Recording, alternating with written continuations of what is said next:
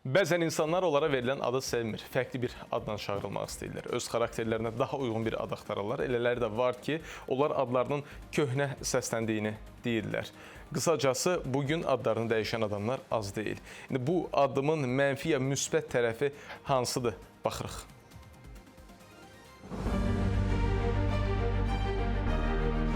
Bizim özümüzün adımız Rita, Zita, Gita'dır. Qəribə ad, misal üçün Özbək.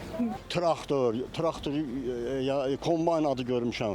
Son 6 ayda 1213 nəfər ad, soyad və ya ata adını dəyişib. İnsanlar daha çox pis səsləndiyi üçün adı dəyişmək qərarına gəlib.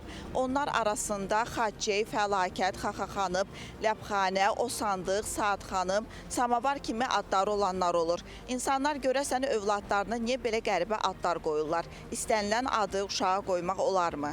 Qəribə adlarla rastlaşmısınız? Rastlaşmışıq, deyəndə elə öz adımız qəribə adlardır. Nədir adınız? Mənim adım Rita'dır, qızlarımın da adı Zita, Gita'dır. Qızlarınızın adını özünüz qoymusunuz? Yox, mən qoymamışam da, mənim valideynlərim qoyub. Atam, anam elə bir mənim adıma yaraşdırıblar. Hansı qəribə adları eşitmisiniz? Məsəl üçün, üzr istəyirəm, Alma xanım eşitmişəm, məsəl üçün, ondan sonra Oxtiyablı adı eşitmişəm. Xurma adını eşitmişəm, yəni çox qəribə məncə. Traktor, kombayn adı görmüşəm. Sonra bu nədir? Yanvar, fevral, beləsi qəribə adlar var. Bunlar ad deyil axı. Əsl adlarımız qalıb, milli adlarımız dura-dura. Niyə beləsi adlar qoymaq lazımdır? Samavar, bu nədir? Darsın, küskün adlar var. Düzgündür belə adları qoymaq.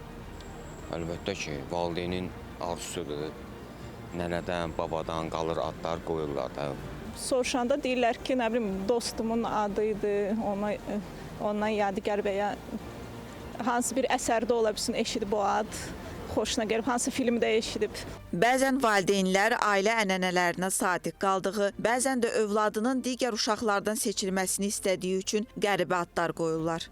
Uşağın adı sadəcə bir sözdən ibarət deyil. Onun cəmiyyətdə bir fərd kimi formalaşmasına kömək edən amillərdən biri də onun adıdır.